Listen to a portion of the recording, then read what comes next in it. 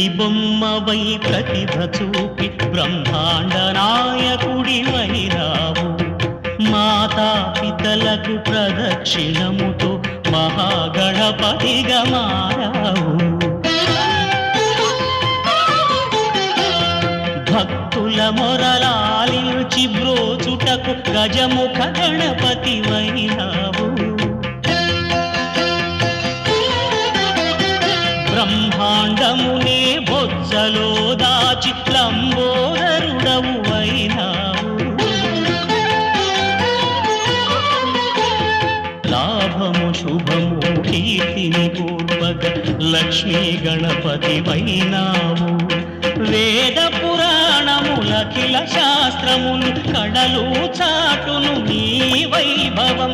వక్రతుండమే ఓంకారమని విబుధులు చేసే